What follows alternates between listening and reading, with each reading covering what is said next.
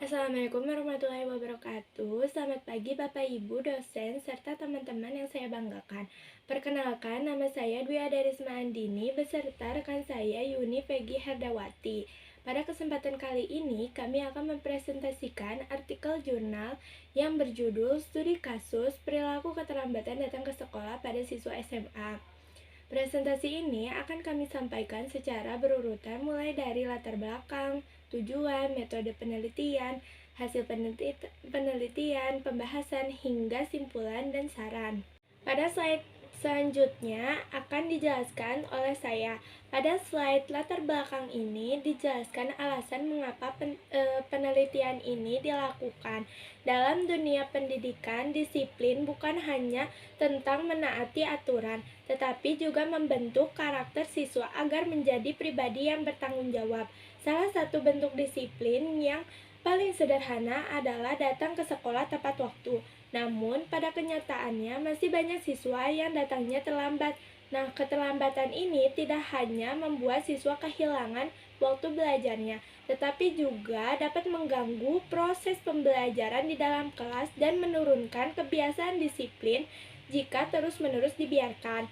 Karena itu, guru bimbingan dan konseling memiliki peran penting membantu siswa mencari penyebab keterlambatan, memberikan bimbingan, dan membantu siswa membangun kebiasaan disiplin sehingga keterlambatan tidak menjadi perilaku yang terus terulang.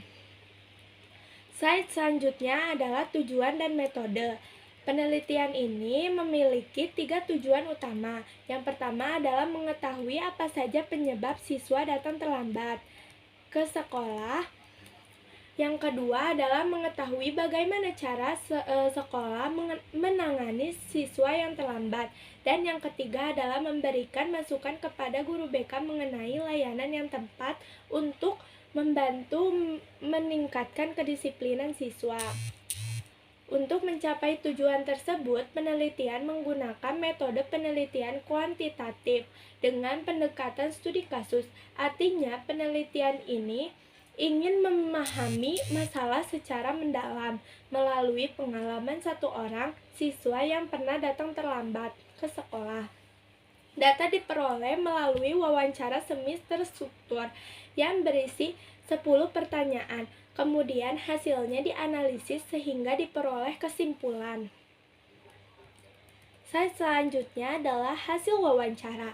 Pada slide ini ditampilkan hasil wawancara dengan subjek penelitian. Dari hasil wawancara diketahui bahwa siswa hanya pernah datang terlambat 1 kali. Saat itu, siswa datang ke sekolah pada pukul 6:26. Sedangkan batas waktu yang ditetapkan oleh sekolah adalah pukul 6:20. Penyebab keterlambatan bukan karena siswa sengaja datang terlambat, melainkan karena harus mengantri saat pengisian bahan bakar, kemudian terjebak kemacetan saat perjalanannya. Selain itu, penelitian juga ini mengemukakan bahwa siswa sebenarnya sudah memiliki kebiasaan yang baik sebelum berangkat ke sekolah. Siswa bangun lebih awal, menyiapkan perlengkapan sekolah, mandi, dan sarapan sebelum berangkat. Orang tua juga ikut membantu dengan membangunkan siswa lebih awal. Bahkan penggunaan handphone dan bermain game tidak menjadi penyebab keterlambatan karena siswa memiliki waktu tidur yang cukup teratur, yaitu sekitar pukul 9 malam. Ketika terlambat, sekolah memberikan tindakan dengan menanyakan alasan keterlambatan dan mencatat nama siswa. Sedangkan dari sisi siswa sendiri, upaya yang dilakukan agar tidak terlambat lagi adalah tidur lebih awal dan bangun lebih pagi. Selanjutnya akan dijelaskan oleh rekan saya. Faktor penyebab keterlambatan. Selanjutnya, berdasarkan hasil penelitian, faktor penyebab keterlambatan dibedakan menjadi 2, yaitu faktor eksternal dan juga faktor internal. Dalam penelitian ini, faktor eksternal merupakan penyebab utama keterlambatan keterlambatan, yaitu antrean pengisian bahan bakar dan kemacetan lalu lintas. Kedua, faktor tersebut merupakan kondisi yang berada di luar kendali siswa sehingga menyebabkan siswa datang melewati batas waktu yang telah ditentukan. Sementara itu, faktor internal tidak menjadi penyebab utama karena siswa telah memiliki kebiasaan tidur yang teratur, mempersiapkan kebutuhan sekolah dengan baik, dan penggunaan telepon genggam tidak mengganggu waktu istirahatnya. Lalu selanjutnya ada pembahasan. Berdasarkan temuan penelitian, terdapat 3 hal yang menjadi pembahasan utama. Pertama, peran orang tua. Orang tua berperan dalam membangun kedisiplinan siswa, membangunkan siswa lebih awal sehingga siswa memiliki waktu yang cukup untuk mempersiapkan diri sebelum berangkat ke sekolah. Kedua, upaya pencegahan keterlambatan. Siswa berusaha menerapkan manajemen waktu yang lebih baik dengan tidur lebih awal dan bangun lebih pagi agar dapat mengantisipasi hambatan selama perjalanan menuju sekolah. Ketiga, penanganan dari pihak sekolah. Sekolah telah memberikan penanganan dengan menanyakan alasan keterlambatan serta mencatat siswa yang terlambat.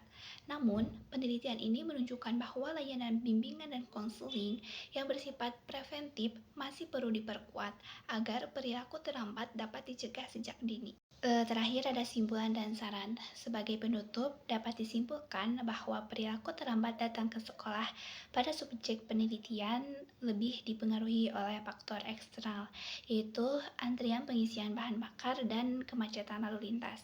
Sementara itu, faktor internal seperti penggunaan telepon genggam maupun kebiasaan tidur tidak menjadi penyebab utama karena siswa telah memiliki kebiasaan yang cukup baik. Oleh karena itu, guru bimbingan dan konseling disarankan untuk memperkuat layanan preventif melalui bimbingan kelompok, layanan informasi mengenai manajemen waktu, serta meningkatkan kerjasama dengan orang tua dalam membentuk kedisiplinan siswa. Demikian dari pemaparan kami. Mohon maaf jika ada kesalahan kata. Terima kasih atas perhatiannya. Wassalamualaikum warahmatullahi wabarakatuh.